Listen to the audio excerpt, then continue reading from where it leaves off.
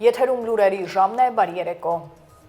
Եվ այսպես վարչապետն այցելել է աշխատանքի և սոցիալական հարցերի նախարարություն գերատեսչության 2025 թվականի գործունեության արդյունքների ամփոփ հաշվետվությունն ու իրականացված աշխատանքները քննարկելու նպատակով։ Նախարարը ներկայացրել է մի շարք ուղղություններով կատարված բարեփոխումները, մասնավորապես ժողովրդագրական իրավիճակի բարելավման ու ծնելիության աճի բարձրացման ուղղված միջոցառումները, անկանխիկ գործարքներից կենսաթոշակի և նպաստի դեպքում հետվճարի ծրագրի շրջանակում արձանագրված դրական ցուցանիշները, անհուսալի վարկեր ունեցող անձանց աջակցության ծրագիրը, որից օգտվել է 8000-ից ավելի անձ, լիովին մարվել է մոտ 1600 վարկ։ Շարունակվել են 2025 թվականի մի շարք թիրախային ծրագրերը։ Արսեն Թորոսյանը նշել է, որ Ղարաբաղից տեղահանված անձանց կայուն կենսապահովման ուղղված ծրագրերը ևս պետության ուշադրության կենտրոնում են։ Մյուս առաջնահերթությունը, որի մասին արդեն խոսեցի, սա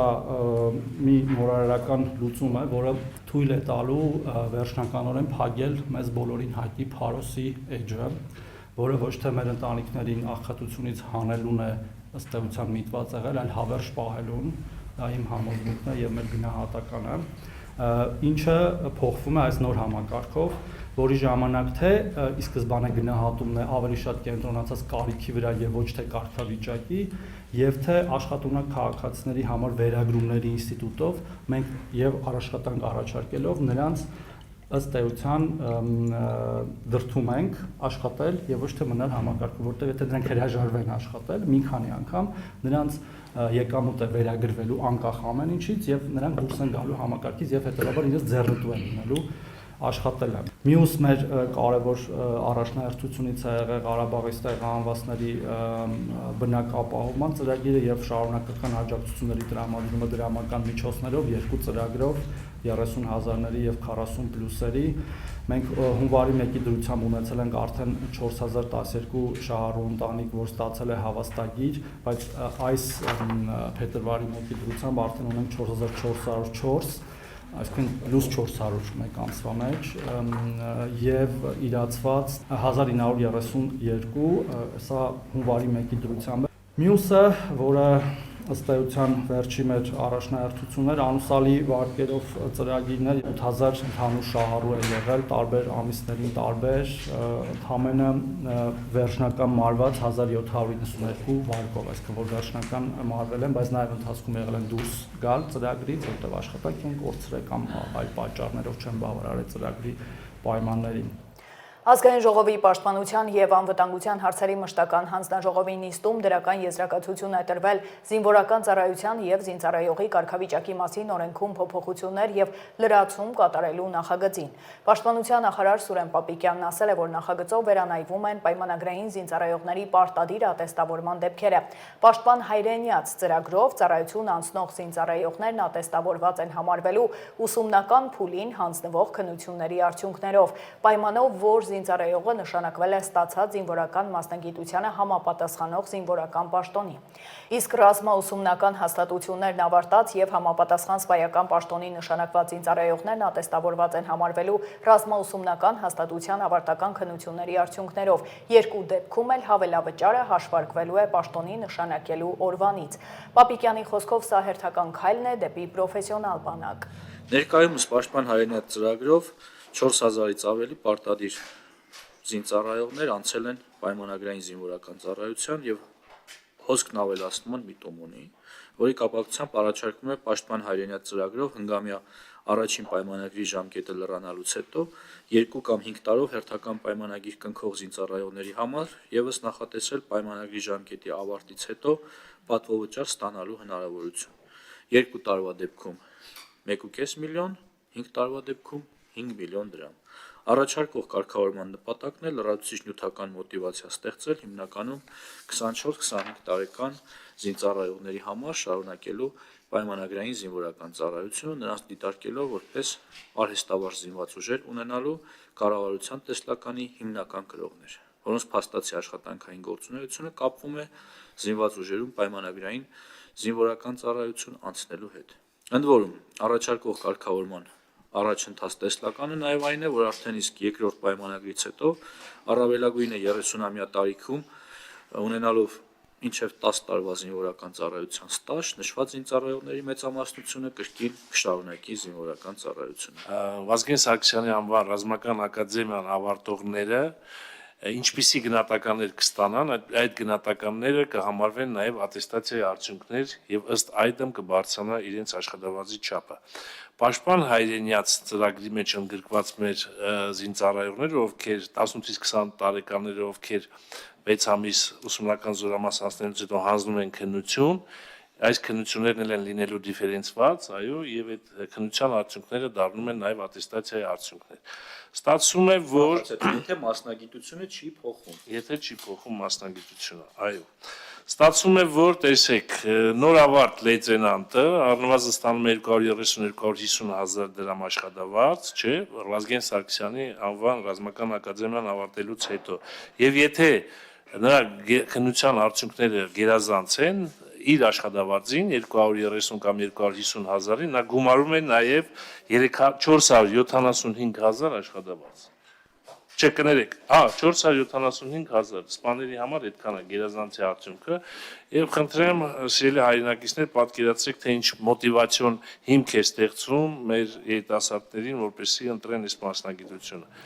Պաշտպանության նախարարի հրամանը փոփոխվել է եւ փոխվել է ծառայության բնույթը։ Այն շահարկումները, որ հոգեվոր ծառայությունը բանակում դադարեցվել է, ճիշտ չեն։ Բանակում կարող է շարունակվել հոգեվոր ծառայությունը, պարզապես նրանք պետք է ենթարկվեն զինված ուժերի բարոյահոգեբանական գծով վարչությանը։ Այս մասին լրագրողների հետ զրույցում պաշտպանության նախարարն է հայտարարել։ Սուրեն Պապիկյանը նաեւ պատասխանել է հարցին, թե արդյոք կարգալույց հռչակված քահանաներին 700,000 դրամ աշխատավարձ է առաջարկվել գնդերեց աշխատելու համար։ Այն շահարկումները, որ հոգեվոր ծառայությունը բանակում դադարեցվում է, ճիշտ չէ, բանակում կարող է շարունակվել հոգեվոր ծառայությունը, պարզապես նրանք պիտի ենթարկվեն զինված ուժերի բարոյահոգեբանական գծով վարչությանը։ Ինչով է խանգարում Մայրան Աթոռին ենթարկվելը հոգեվոր դասին։ Ես իմ բացատրությունը տվեցի, պատճառը որն է, մի բան կարող եմ ասել ձեր հարցինի պատասխան, բանակում զինված ուժերում չի կարող լինել երկակի ենթակայություն։ Շնորհակալ։ Պապիկյանը կան տեղեկություններ, մամուլում նաև քահանաներից մեկն է գրել, իմ անունը չեմ հիշի, որ կարգալույցներին առաջարկում է 700,000 դրամով գնալ եւ գնդերից աշխատել։ Ես իմ աշխատավարձի չափ չեմ կարող ասել, բայց կարող եմ ասել, որ նախարարի հրամանը, որը մենք հրապարակել էինք, բացահայտում է, որ այո, մենք կարող ենք պայմանագիր կնքել Հայաստանում հայ առաքելական եկեղեցու հոգևոր կրթություն ունեցող սպասավորների հետ, որպեսզի նրանք ծառայեն եւ կատարեն իրենց առաքելությունը։ Աշխատավարձի մասին հիմա խոսել չեմ։ Նկատի ունեն, որ այդպես փորձում եք ներգրավել նրանց, որ ուրանան, ասպես ասենք, եկեղեցին այդ ենթարկել։ Դե եթե Հայաստանի Հանրապետությանը զինված ուժերին բանակին ծառայել ինչ որ մեկը ուրացում է համարում, դա իր անձնական գործ է։ Աշխատավարձի չափը նախ մեծ եք ասում, ես նման աշխատավարձի մասին տեղյակ չեմ, բայց բավարար աշխատավարձ կլինի, որը կտարբերվի նախկինում իրենց ստացածից։ Պարոն Պապիկյան, խնդիրն այն է, որ Դուք երկրորդ հարցն եք տալի, գուցե երրորդ։ Հստակեցնում եմ պարզապես։ Խնդիրն այն է, որ գնդերեսներին առաջարկվել է Փաշինյանի օրակարգի միանալ այդ գումարի դիմաց, այս է ասում։ Սուտ է, նման բան չկա։ Պարոն Պապիկյան, դուք մասնակցում եք Ինչ արված է հրապարակային ասում, իմ հրամանը նույնիսկ ես բացել եմ, որ այս տարընթերցումները, հեքիաթները Այդ հրամանը շատ զուգադիպեց այդ գործընթացին։ Շնորհակալ եմ, համեցեք։ Կարող առանց կաթողիկոսի այդ համաձայնության այդպիսի հրաման տանք։ Հարգելիներս, Հայաստանում բոլոր ինստիտուտները աշխատում են, թող բողոքարկեն, թող դիմեն դատարան, եթե այդպես է, ես չեմ կարծում, որ այդպես է, ես համաձայն չեմ իրենց հետ, իմ բոլոր գործողությունները իրավաչափ են եւ տեղին։ Եվս մեկ նորակառույց զորամաս հանձնվեց շահագործման, նախարարը մասնակցել է բացմանը, ծանոթացել է աշխատանքներին ու ծառայության կազմակերպմանը, կեցության պայմաններին։ Պաշտպանության նախարարությունը տեսանյութ է հրապարակել։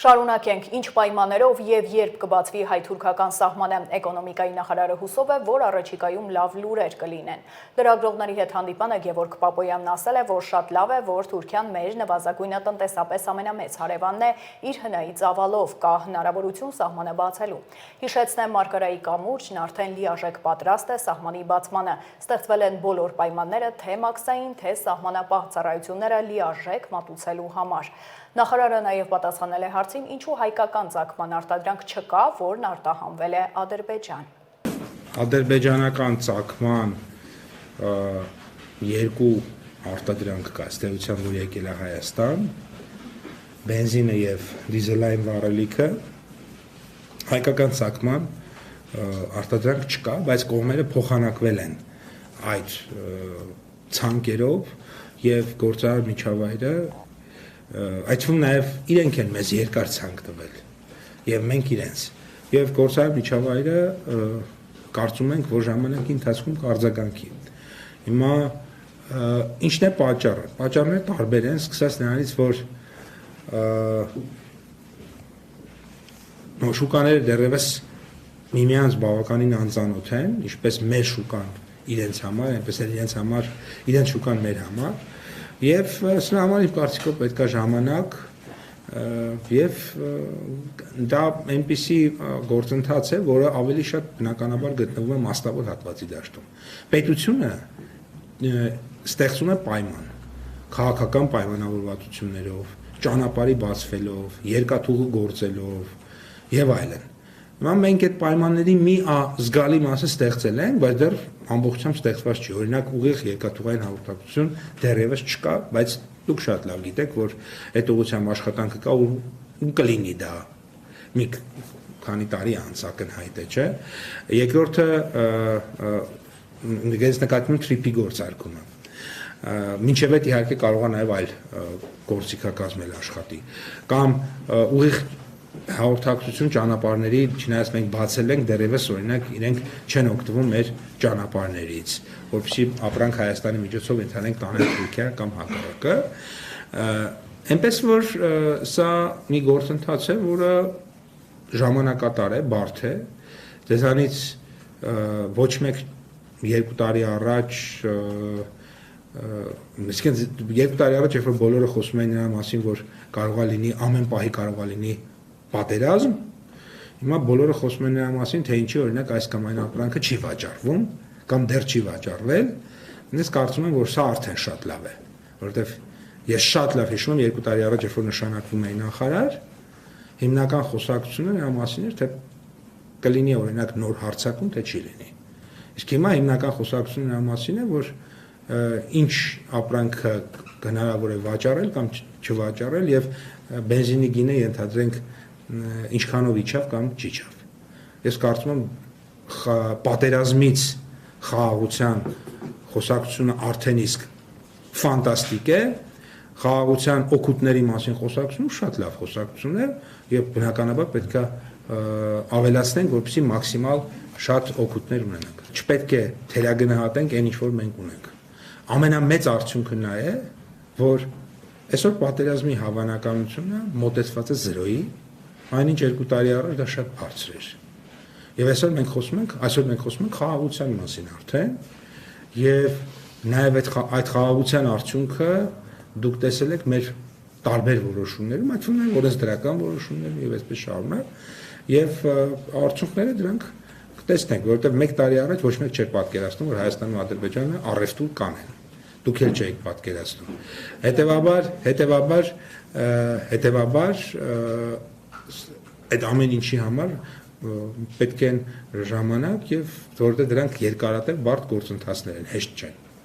Միքայել Սրբազանի խափանման միջոց կալանքը փոխարինվել է տնային կալանքով։ Վերաքննիչ դատարանն այսօր հրապարակել է փաստաբանների միջնորդության վերաբերյալ որոշումը։ Նախորդ նիստում պաշտպանական կողմը միջնորդություն է ներկայացրել կալանքը վերացնելու վերաբերյալ հաշվի առնելով arczepiskoposi վիճակը, նրա առաջիկա երկրորդ վիրահատությունն ու վիրահատությունից հետո քրեակատարողական հիմնարկ վերադառնալու հետ կապված վտանգները։ Հիշեցնեմ, Միքայել Սրբազանը դատապարտվել է 2 տարվա ազատազրկման իշխանությունը զավթելու հրապարակային կոչի համար։ Դատարանը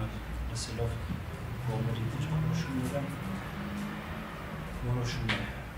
Մեղադրյալ Գևորգ Միքայել Արտաշեսի Աջապայանի, Ժահերի պաշտպանը Ռոման Ահարոնյանի, Արա Զուրաբյանի, Եղեմ Սարգսյանի, Հարութ Ալթունցի և Մարինե Ֆարմանյանի կողմից ներկայացված խաղաղ միջոցի փոփոխման մասին միջնորդություն բավարարել։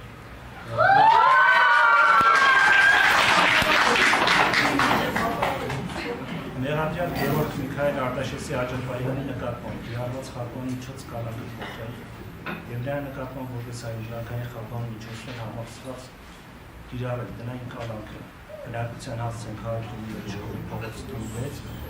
իսկ բժշկական հաստատություն ստացիոնար բուժում մասնիկ պայմաններում տեղակ բժշկական հաստատություն և բացակայելու արգելք։ Ինչ կոռուպցիոն գործարքների մեջ է պատգամավոր Հայկ Սարգսյանը, այս մասին վարչապետն էր ակնարկել։ Սարգսյանն ասել է, որ որևէ գործով չի անցնում և թիմակիցներից որևէ մեկն իր ներկայությամբ իրեն չի մեղադրել նման գործարքի համար։ Մամուլից տեղեկացել է, որ իր բացակայությամբ իրեն մեղադրել են նման գործերի համար։ Նշեմ, որ որևէ գործով ես չեմ անցնում, չեմ անցել։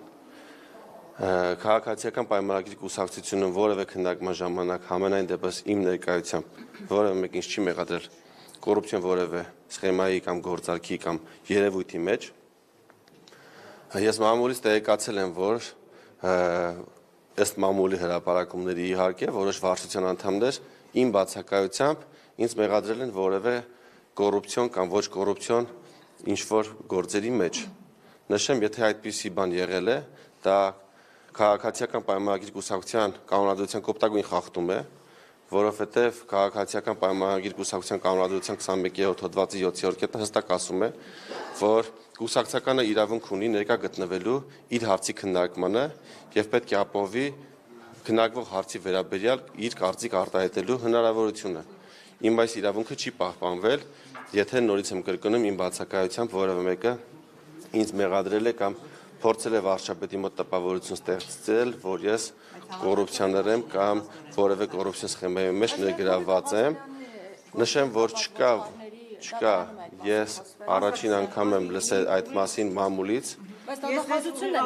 Ես եւս մեկ անգամ կրկնում եմ, չկա նման բան, ես առաջի անգամ որ ասում է, երբ խոսում եք արդյոք, որ այդ հոգի խոսում են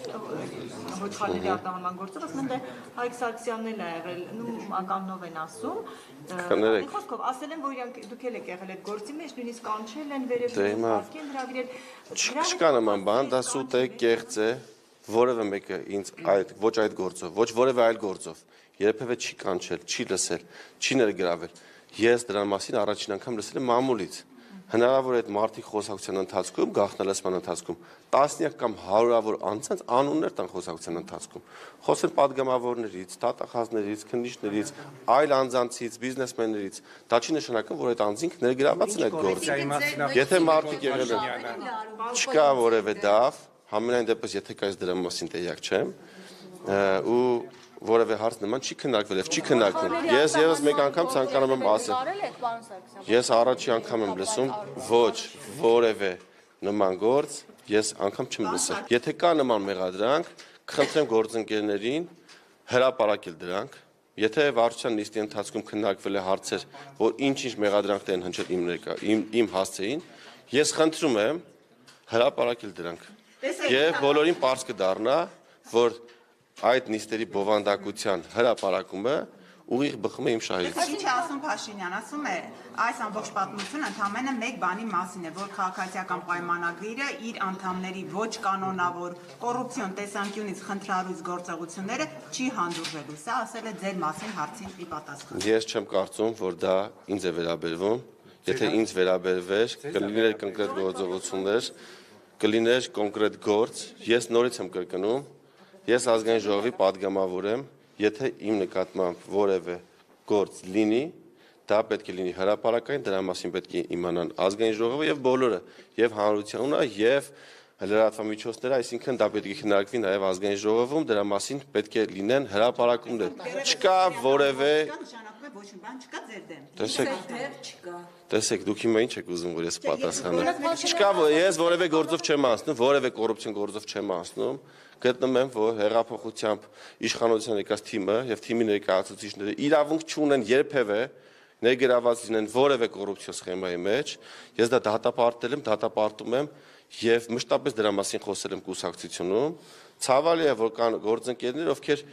իմ հնչեցած մտքերը փորձում են օգտագործել իմ դեմ եւ այն հնարավոր բաները, որոնց մասին խոսացել եմ, փորձում են վերագրել ինձ, դա չի ստացվելու, չի ստացվել 2025 թվականի մարտի 6-ին Ազգային ժողովի նախագահ Ալեն Սիմոնյանը դիմել է քաղաքացիական պայմանագրի կուսակցության վարչությանը ինձ պատասխանատվության ենթարկելու պահանջով եւ ներկայացրել է իր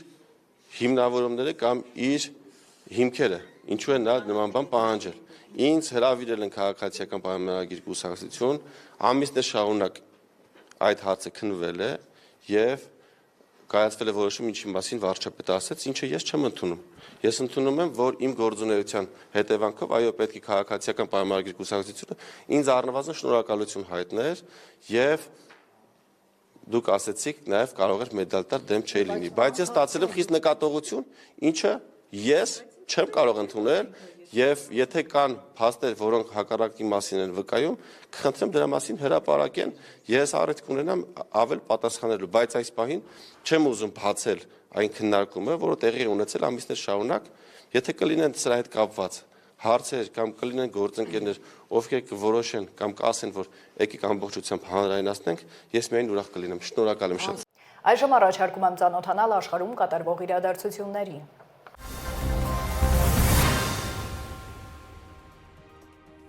ԱՄՆ նախագահ Դոնալդ Թրամփը աջակցությունը հայտնել Ճապոնիայի վարչապետ Սանաե Տակաիչիին փետրվարի 8-ին երկրում կայանալիք արտահերթ խորհրդարանական ընտրություններից առաջ։ Թրամփը համապատասխան գրառում է կատարել իր սոցիալական հարթակում։ Թրամփի խոսքով Տակաիչին արդեն ապացուցել է, որ ուժեղ, հզոր եւ իմաստուն առաջնորդ է, որն իսկապես սիրում է իր երկիրը եւ չի հիասթափեցնի Ճապոնիայի ժողովրդին։ Reuters գործակալությունը նշում է, որ Ճապոնիայի առաջին կին վարչապետի կոալիցիան ամենայն հավանականությամբ կհաղթի ընտրություններում, հաշվի առնելով հարցումների արդյունքները։ Տակաիչին արձակել է խորհրդարանը եւ արտահերթ ընտրություններ հրավիրել, որպեսզի մանդատ ստանա իր կառավարության ծախսերի ծրագրերն իրականացնելու եւ երկրի պաշտպանությունն ամրապնդելու համար։ Հիշեցնենք, որ Տակաիչին 2025 թվականի հոկտեմբերին Տոկիոյում ընդունել է Դոնալդ Թրամփին։ ԱՄՆ նախագահը իր հերթին նշել է, որ մարտի 19-ին Տակաիչին կհյուրընկալի Սպիտակ տանը։ ԱՄՆ քաղաքացիները պետք է անհապաղ լքեն Իրանը։ Ամերիկացիները պետք է դիտարկեն Իրանից ցամաքային ճանապարհով դեպի Հայաստան կամ Թուրքիա լքելու հնարավորությունը։ Այս մասին ասված է Իրանում ԱՄՆ վիրտուալ դեսպանատան տարածած հայտարարությունում։ Բացի այդ, դեսպանատունը նախազգուշացրել է, որ ԱՄՆ քաղաքացիները պետք է Իրանի տարածքում ինտերնետի աշխատանքի խափանումներ ակնկալեն։ ԱՄՆ քաղաքացիներն Իրանում ձերբակալման մեծ ռիսկի են ենթարկվում, իսկ ամերիկյան անձնագրի կամ ԱՄՆ-ի հետ կապերի ցուցադրումը ինքնին կարող է ձերբակալման պատճառ դառնալ, ընդգծել է դիվանագիտական ներկայացուցչությունը։ Ադրբեջանի նախագահ Ալիևն ընդունել է Իրանի պաշտպանության եւ զինված ուժերի աջակցության նախարար Ազիզ Նասիրզադեի գլխավորած պատվիրակությանը։ Ադրբեջանի նախագահը նշել է, որ աշխարհի շատ տարածաշրջաններում շարունակվում են պատերազմները եւ հակամարտությունները, իսկ հարավային Կովկասում արդեն խաղաղություն է հաստատվել, ինչը մեծ նշանակություն ունի նաեւ Իրանի համար, որպես Ադրբեջանի եւ Հայաստանի հարևանի։ Հանդիպման ընթացքում կողմերը քննարկել են երկկողմ հարաբերությունների զարգացումը եւ պաշտպանության ոլորտում համագործակցության հեռանկարները։ Ինդոնեզիայի նախագահ Պրաբովո Սուբիանտոն Ջակարտայում Ավստրալիայի վարչապետ Էնթոնի Ալբանեզի հետ հանդիպումից հետո հայտնել է, որ երկու երկրները փետրվարի 6-ին ստորագրել են անվտանգության մասին համաձայնագիր, որը պարտավորեցնում է նրանց խորհրդակցել միմյանց հետ, եթե երկրներից որևէ մեկը սպառնալիքի տակ լինի։ Համաձայնագրի մասին, որի մանրամասները դեռևս չեն հրապարակվել, առաջին անգամ հայտարարվել է 2025 թվականի նոյեմբերին, երբ Պրաբովոն այցելել էր Ավստրալիա։ Այս համաձայնագիրը ցույց է տալիս, որ Ավստրալիայի եւ Ինդոնեզիայի հարաբերությունները ամուր են ավելի քան երբևէ։ Ջակարտայում այս մասին ասել է Ալբանիզը։ Պրաբովոն իր հերթին նշել է, որ համաձայնագիրն արտացոլում է երկու երկրների միջև հարաբերությունները։ Մոսկվայի հյուսիս-արևմուտքում անհայտ անձը փորձել է գնդակահարել Ռուսաստանի պաշտպանության նախարարության գեներալ-լեյտենանտ Վլադիմիր Ալեքսեևին։ Նա հոսպիտալացվել է։ Այդ մասին հայտնել է Ռուսաստանի Դաշնության քննչական կոմիտեի պաշտոնական ներկայացուցիչ Սվետլանա Պետրենկոն։ Դեպքի կապակցությամբ հարուցվել է քրեական գործ, սպանության փորձ եւ հրաձգային զենքի անօրինական շրջանառություն հոդվածներով։ Պետրենկոյի խոսքով Մոսկվայի քննչական կոմիտեի քննիչները եւ քրեագետները ներկայում աշխատում են դեպքի վայրում, ուսումնասիրում տեսախցիկների տեսագրությունները եւ հարցաքննում ականատեսներին։ Անցկացվում է քննչական գործողություններ եւ օպերատիվ հետախուզական միջոցառումներ հանցագործությանը մասնակցած անձին կամ անձանց հայտնաբերելու ուղղությամբ, հայտնել է քննչական կոմիտեի ներկայացուցիչը։ Ճապոնիայի հյուսիսում եւ ճապոնական ծովի ափին հունվարի 20-ին տեղացած առատ ձյան զոհերի թիվը հասել է 42-ի։ Այս մասին է վկայում Ճապոնիայի հրշեջ եւ փրկարարական վարչության կայքում հրապարակված վիճակագրությունը։ Ձմռան սկզբից ի վեր տեղական ինքնակառավարման մարմինների տվյալների հիման վրա զոհերի թիվը հասել է 65-ի։ Ամենաշատ մահացությունները գրանցվել են Նիգատա պրեֆեկտուրայում եւ Ակիտա պրեֆեկտուրայում։ Ակիտայում եւ Աոմորիում մահացել է եւս 5 մարդ, իսկ Հոկայդոյում 4-ը։ Մահացության դեպքեր են գրանցվել նաեւ Նագանո, Սիմանե, Իվատե, Ֆուկուի պրեֆեկտուրաներում եւ Կիոտոյում։ Բացի այդ, ձյան հետևանքներից տուժել է 444 մարդ, որոնցից 156-ը ծանր վնասվածքներ են ստացել։ Վերջին շաբաթներին հատկապես առատ ձյան տեղումներ են գրանցվել Ճապոնիայի մի քանի պրեֆեկտուրաներում։ Բնակչությանն օգնելու համար ուղարկվել են բանակային ստորաբաժանումներ։ Արմինե Գևորգյան, Update լրատվական։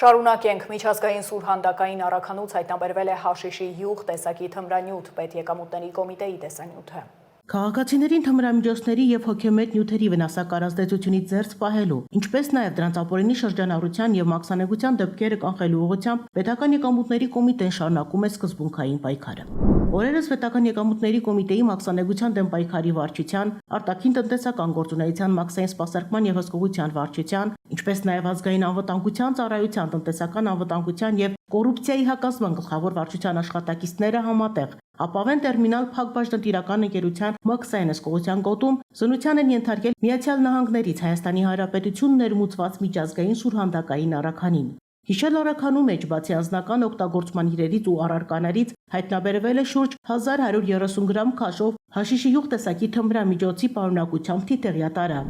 Մաքսանեկության դեմ պայքարի վարչության եւ ԱԱԾ տնտեսական անվտանգության եւ կոռուպցիայի հակազդման գլխավոր վարչության աշխատակիցները ձեռնարկված անհետաձգելի օպերատիվ հետախուզական միջոցառման շրջանակում պարզել են թե հաշիշի յուղ տեսակի թմրամիջոցը Հայաստանի Հանրապետության տարածքում ստացող անձի եւ թե այն անձի ինքնությունը, ում պետք է փոխանցվեր նշված թմրամիջոցը։ Երևան քաղաքի տարբեր հատվածներից ձերբակալվել եւ մաքսանեկության դեմ պայքարի վարչություն են տեղափոխվել Հայաստանի Հանրապետության քաղաքացիներ ՀՄ եւ ԱԻՆ։ Նրանք ենթարկվել են ձերբակալմանն ուղեկցող անձնական խուզարկության։ Քաղաքացիները տեղափոխվել են Հայաստանի Հանրապետության քննչական կոմիտեի տնտեսական հանցագործությունների եւ մաքսանեկությունների քննության գլխավոր վարչություն, որտեղ վերջիներս ձերբակալվել են։ Վարույթն իրականացնող մարմնի կողմից խուզարկություններ են իրականացվել նաեւ ձերբակալված անձանց բնակության վայրերում։ Արդյունքում հայտնաբերվել են վարույթն իրականացնող մարմնին հետաքրքրող առարկաներ։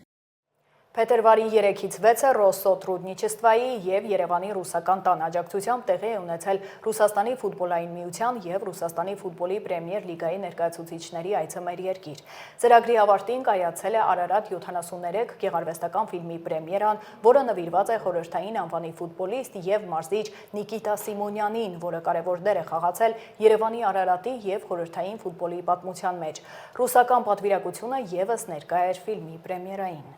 Ռուսաստանն ու Հայաստանը խորացնում են համագործակցությունը սպորտի ոլորտում, ինչի շրջանակներում էլ փետրվարի 3-ից 6-ը Ռոստոտրուդնիչեստվայի եւ Երևանի ռուսական տան աջակցությամբ տեղի է ունեցել Ռուսաստանի ֆուտբոլային միության եւ Ռուսաստանի ֆուտբոլի պրեմիեր լիգայի ներկայացուցիչների այցը մեր երկիր։ Այն նվիրված էր սպորտի ոլորտում հայ-ռուսական համագործակցության զարգացման ու ֆուտբոլի հանրահռչակմանը որպես հումանիտար երկխոսության արդյունավետ գործիք։ Ռուսական պատվիրակության կազմում ընդգրկված էին Ռուսաստանի ֆուտբոլային միության դեսպաններ եւ ռուսական ֆուտբոլի լեգենդներ Անդրեյ Տիխոնովը, Դմիտրի Ալենիչևը եւ Իգոր Սեմշովը, Ֆեֆիլով Պավլովիչը, ինչպես նաեւ Ռուսաստանի ֆուտբոլային միության եւ պրեմիեր լիգայի ներկայացուցիչներ։ Աշխատանքային մի շարք հանդիպումներ են կայացել, այդ թվում Հայաստանի սպորտի ոլորտի պատասխանատուների հետ, Հայաստանի Հանրապետության կրթության, գիտության, մշակույթի եւ սպորտի նախարարության սպորտային քաղաքականության վարչության ղեկավարի, ինչպես նաեւ Արարատ ֆուտբոլային ակումբի ղեկավարության հետ։ Այցի շրջանակում անցկացվել է ֆուտբոլային փառատոն, որի